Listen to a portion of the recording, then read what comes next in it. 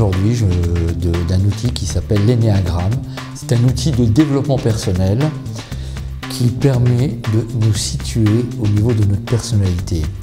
Donc, je m'appelle Nissim Israël, j'habite depuis 1 an et demi maintenant sur Hadera. Je développe cet outil sur Israël et sur la France. L'énéagramme, comme vous voyez, c'est une figure à 9 branches. Énéa en grec veut dire 9, gramme veut dire figure. Donc c'est un cercle, vous voyez, positionné avec des flèches. Vous avez 9 chiffres qui vous décrivent 9 énéatypes, 9 types de personnalités. Nous avons tous un trait de caractère principal, semblable à un axe, autour duquel tourne la personnalité. C'est un mécanisme de défense que nous avons mis en place petit. Donc il y a 2 phases dans l'enfance. Vous avez une phase où vous êtes avec papa et maman, vous êtes en sécurité, et vous avez une phase où vous allez vers le monde extérieur, et à ce moment-là, vous mettez une stratégie de défense qui vous permet de vivre et de survivre par rapport au monde extérieur sur le plan psychologique. On va imaginer l'énéagramme comme un axe autour duquel tourne, donc il y a un trait de caractère principal autour duquel tourne la personnalité. Et on apprend avec cet outil à prendre conscience que notre personnalité nous fige dans un comportement conditionné. C'est-à-dire qu'on répète toujours les mêmes schémas. À quoi ça sert donc de connaître cet outil? C'est il nous aide d'abord à nous libérer de l'emprise de l'ego. C'est vraiment un outil de connaissance de soi. Donc quand vous regardez, vous avez 9 profils. Si on questionne les personnes dans le monde entier, on arrive toujours à retrouver donc ces 9 profils dominants. On va les décrire et on va essayer de rentrer en profondeur, de savoir, de comprendre quelle est la méthode et quel est le fonctionnement de chaque profil.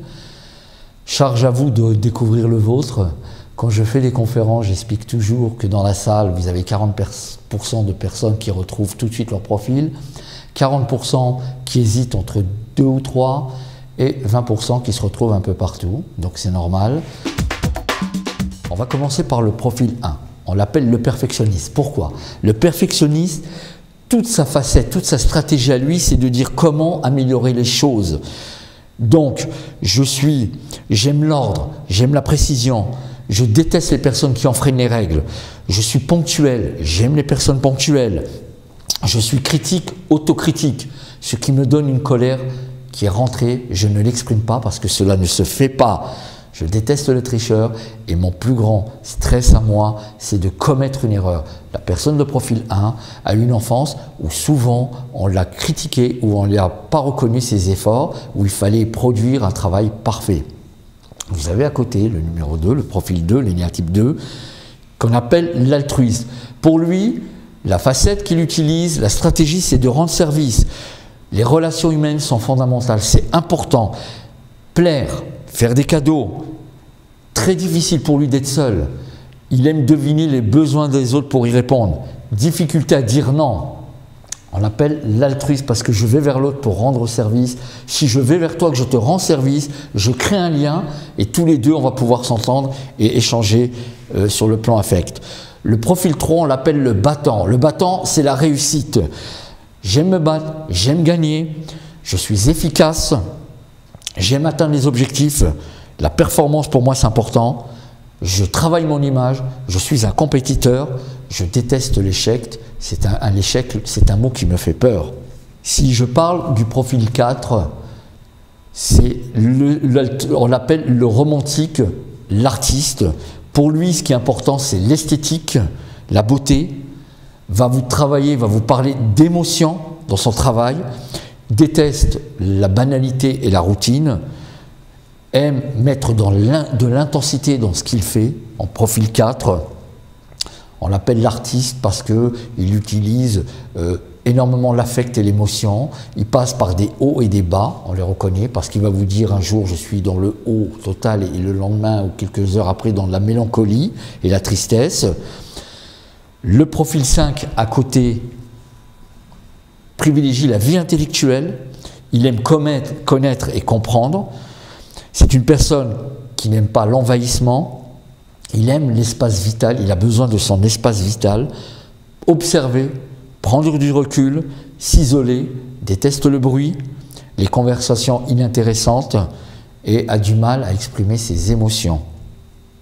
Le profil 6 à côté, on l'appelle le loyaliste sceptique, va vous dire le monde est potentiellement dangereux, il faut être prudent, il va privilégier la sécurité, la vigilance, anticipe sur les problèmes, il va vous dire dans la vie il faut anticiper, déteste la trahison, le mensonge, a du mal avec l'autorité quand elle est ambiguë.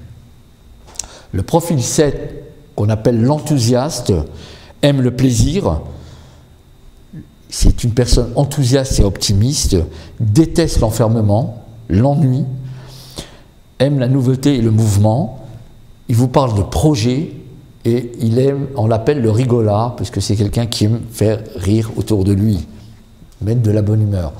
Le profil 8, on l'appelle le chef, c'est un combatif, il aime la force, quelqu'un de déterminé, il sait ce qu'il veut, déteste l'injustice, a tendance à protéger le faible, il va vous dire, pour moi c'est tout ou rien, je déteste les concessions, utilise la colère, qu'il exprime d'ailleurs avec agressivité, il aime contrôler son entourage et son territoire, met beaucoup d'intensité dans la vie et déteste ceux qui nous voient ou qui sont mous. Le profil 9, que l'on appelle le médiateur, n'aime pas le conflit, fuit le conflit, il a une très bonne écoute, il aime ses habitudes, prend le temps de vivre, a du mal à prendre position, à se bagarrer, très perturbé par l'impatience et la pression des autres. Voilà, je vous ai présenté rapidement les 9 profils. J'ai compris une chose avec cet outil.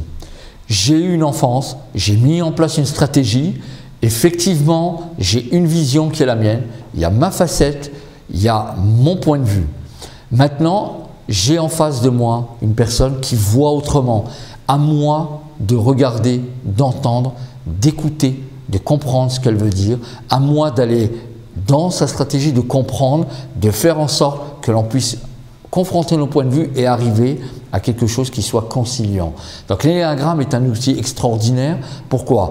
Parce qu'avec mon conjoint, je vais comprendre que depuis des années ou des mois, je lui répète les mêmes choses, il n'entend pas, il ne comprend pas ce que je lui dis. C'est pas qu'il fait exprès, c'est qu'il est sur sa facette à lui. À partir du moment où je vais intégrer, d'après les 9 profils que j'ai expliqués, je vais intégrer ce qui a été dit. Je vais comprendre que mon conjoint ne fait pas exprès, il est simplement dans une autre écoute et dans un autre fonctionnement. Je vais mettre en place quelque chose qui fait qu'on va arriver sur un terrain d'entente. Je dis toujours au couple, quand on m'appelle, je dis écoutez, c'est très simple. Comme un match de foot, vous mettez le ballon au milieu avant de commencer un match. Ce qu'il faut, c'est de dire, dans tes prétentions à toi, dans mes prétentions à moi, qu'est-ce qu'on est prêt à baisser tous les deux. Je suis excessif dans ma facette, tu es excessif dans la tienne. Si on baisse de 50% tous les deux, on met la balle au milieu, vous allez voir que on va très bien s'entendre. Tu vas voir que ça va être super, ça va être génial.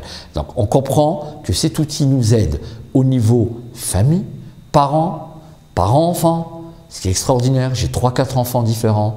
Je vais comprendre que quand je parle à un de mes enfants, l'autre n'entend pas la même chose. Quand je dis qu'il faut se presser, le mot se presser, on est en retard, on n'a pas du tout la même résonance pour les 4 enfants.